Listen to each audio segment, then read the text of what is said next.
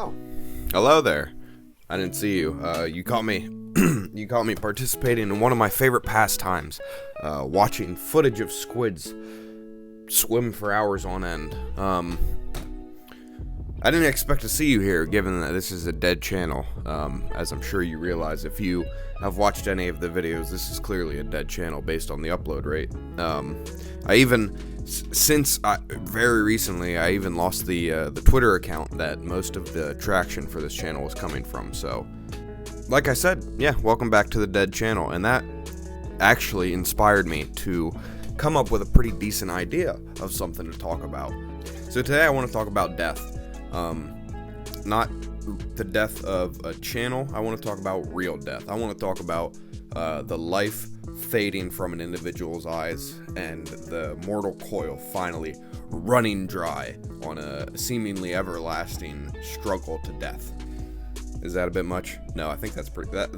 We'll call that a Shakespearean take on the issue. But more specifically, I want to talk about dealing with death. Death, as I'm sure, since you watched the video about losing, as I'm sure you remember, I've been pretty accustomed to death over the last, I don't know, year-ish. My first experience with death in my life was at the age of 10. My grandfather, my father's father, had been battling with skin cancer for a few years. Like many individuals did, he was clear for a bit. He relapsed. When he relapsed, it was much more aggressive. It was a quicker, it was a much quicker progression than before. With that, of course, came a period of time where every time we would visit, it was up in the air of whether or not it would be the last time we see him, or it would be, or we would be lucky enough to have that one more time. For me, my grandfather, he passed away on the morning of my 10th birthday of all days. I want to say it was about 1 a.m. on April 13th, 2009. The time I was back home sleeping, my dad woke me up and we went to, my grandmother and grandfather's house. And the day proceeded from there. But before that, while he was still lucid, while he was still with us, one of the last moments I got to spend with him was super simple. Before, I don't know how much longer before he passed away. I would have imagined it was in the week leading up to it. We were visiting, and as many grandchildren love to do, I always love to raid their fridge, their freezer, their cabinet, get whatever goodies I could find. And they always had goodies, whether it was the tasty cake crimpets, which were a favorite, whether it was bottles of Coke, ice cream sandwiches. This particular time, I went for a popsicle, like a popsicle brand popsicle. I grabbed myself one from the freezer, and once I walked back over to the room to sit down and eat it, he asked me to get him one. Of course, like a good grandson, I did. I had grabbed myself a grape one, and I grabbed him an orange one. So here, as you can see, I had a grape one, and he had an orange one. And I got that, as you can tell, permanently emblazoned on my forearm here. This was my fourth tattoo. Yes, this was my fourth tattoo. I'm very happy with it. I'm very proud of how it came out. This is, of course, as you can imagine, this was my way. This is my tribute to my grandfather.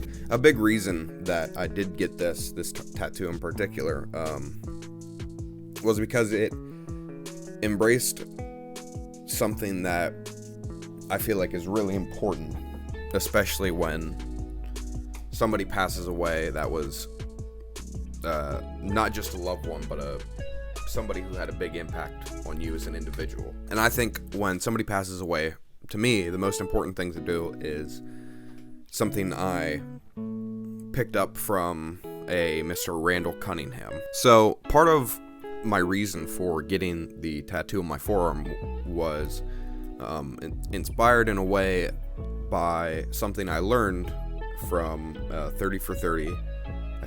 Football Life. It was a Football Life documentary on Randall Cunningham. Randall Cunningham, as you know, is former quarterback for the Philadelphia Eagles throughout, I believe, the 80s or 90s. And of course, like many players, his impact goes beyond football. Part of that impact was on me. There's a portion in the Football Life documentary about Randall Cunningham where after his playing career, he had gotten into ministry. And unfortunately, in 2010, his 2-year-old son fell in their pool and passed away. Now, I remember very strongly from this documentary a scene where Randall described the funeral as not a mourning of loss, but a celebration of life, as a celebration of the joy that their son brought to the family, a celebration of what their son loved and the things that ideally they could push forward into the world to represent him. A big thing that I had, taken away from the documentary about Randall Cunningham, and especially about his experience with his son, that sometimes the most important thing that you can, or the best thing you can do after the loss of somebody, is celebrate the things that they had that were good in them, the things that they represented to you, the things that, help you remember them. And that's a big reason, as I explained, why I got this tattoo on my arm. In a very similar vein, here's my banana fan. There you go. That's a good shot of it. So this is a combination of two things. This is banana bread and an elephant. The banana bread aspect of it is, they are both, this is a tribute tattoo to my great-grandmother, my Momo.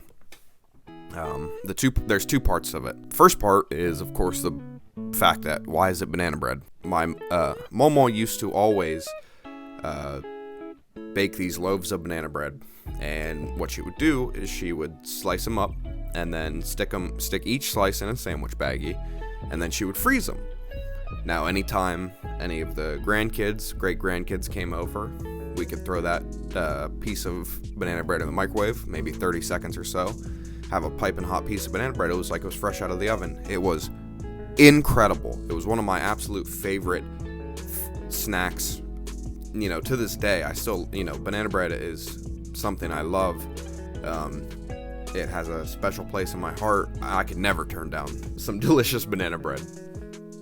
But on top of that, the other part of it is in reference to an individual by the name of Jack Hanna. Jack Hanna, a very similar figure as Steve Irwin. She had some of his VHS tapes. Now, for the children watching, VHS tapes were the early form of digital media, where instead of having a big old sling of film that, would run between the gears, we'll say, on the big film projector, they shrunk it down to they stuck small bits of film inside this plastic box, and then you'd stick that in what was called a VHS player. It would suck the tape in, and it would play the tape. And she had these VHS tapes of Jack Hanna, and as I mentioned, he was in the zoos and showing off all the animals. And as a kid, I remember vividly one of the scenes that made me laugh in absolute hysterics was him in the elephant enclosure cleaning up elephant shit to the classical tune of da da da da da da da da. I know this is great, 'cause I'm a great singer. We all know the song. And it inspired this tattoo on my arm. And it means, these are two things that I can't get away from, obviously, in my line of work, that I wear scrubs every day. People see them every day. People ask me about them every day. And it gives me an opportunity to remember them. Remember the things I loved about them. Remember the things that they meant to me. And the amount of people I've been able to make smile with these stories, the amount of people I've been able to make laugh just by looking at them, it's accomplished more than I ever could have even thought of. That was never a thought in my head that people were going to talk about them as much as they do. It was never a thought in my head that people were going to be able to laugh about them, and I was going to be able to bring joy to people in the way that these memories bring joy to me, despite, of course, having lost them, and lost always being, typically being a negative, typically being a sad thing to discuss, sad thing to even think about. But with these two tattoos, and in life in general, I try to remember the positive aspects of it. God, that's like the definition of this channel, Zach. What's the positive aspect of this? Yeah, I think that's about all I got. Thank you for watching today. God, it's like I don't even remember my own slogan. My name is Zachary Taylor. Thank you for your time today.